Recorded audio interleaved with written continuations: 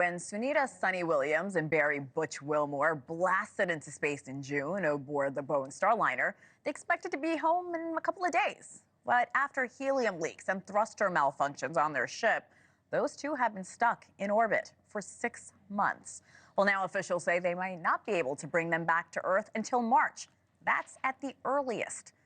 With us is someone that worked directly with NASA on what astronauts go through, biomedical engineer John Jaquish. John, good morning. I've been looking forward to our conversation. Thanks for joining us.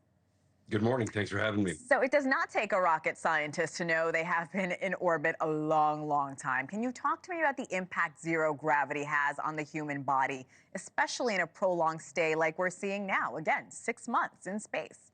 Sure. Every cell in the human body is semi-dependent on the gravitational pull of the Earth. It's expecting that.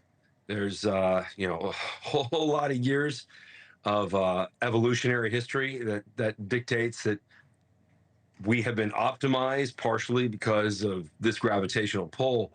And as that changes, so do things in the body. Not enough load is being put through certain tissues, muscle and bone to be specific, and those tissues begin to atrophy, meaning shrink. And from a bone perspective, really the bone loses density, sort of what you might call a rapid aging of bone. However, it is reversible, but for the most part, they need to come back to Earth before that can really specifically start happening. How long does that typically take to get to that Based on the serious of a time- level? Yes.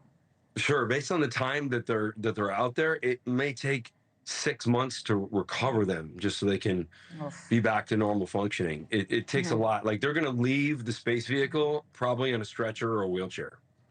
Wow. Okay. And we've been seeing Sunny and Butch have been posting videos like this one. They're smiling, they're happy. But doctors have been Right. saying Williams appears to be showing sign of weight loss and malnourishment. Makes sense. Again, she's in space for the last 6 months. But if astronauts are provided, let's say, a well-balanced diet, not that dehydrated ice cream, would this still happen? Yes. So gravity is required to optimally digest food. So as you eat something, the gravity is actually pulling it through your digestive system.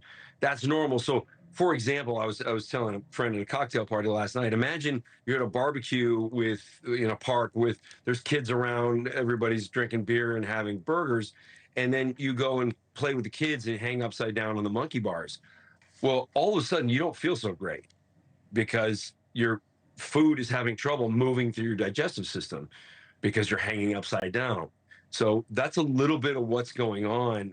Now, when an astronaut first gets there, it's difficult to acclimate to that situation of digestion, and that will correct itself to some degree in a matter of weeks. So she'll start to be feeling and looking healthier. So just talking to you, as of this point, and if they do come home in March, and hopefully they do, these problems, these health conditions aren't long lasting. Hopefully they can reverse what's happening to their bodies now. That's a very important point to make. Okay. Thank you. Yeah. No, of course. Anything that is deconditioned can become reconditioned. Okay. So they can build it back for sure. You've worked directly with NASA. What type of training do astronauts take in part in ahead of a mission like this one? And what do you do to continuously, I should say, practice staying healthy in space? So the training and mindset of United States astronaut is something absolutely spectacular. Even though they were supposed to go up there for a short period of time, they're ready for this. They've been preparing for this for a decade. So, an 8-day trip turning into a 300-day trip, that doesn't matter to them. Like, they know what to do. You think they're going to be just fine, but when they return, you do believe they will be in a wheelchair of some sort? Eventually, yeah. When you look at the concept of extended space flight, that's one of the most important reasons we have an International Space Station. How long can somebody stay up there in a zero gravity environment? What are the impacts of their health?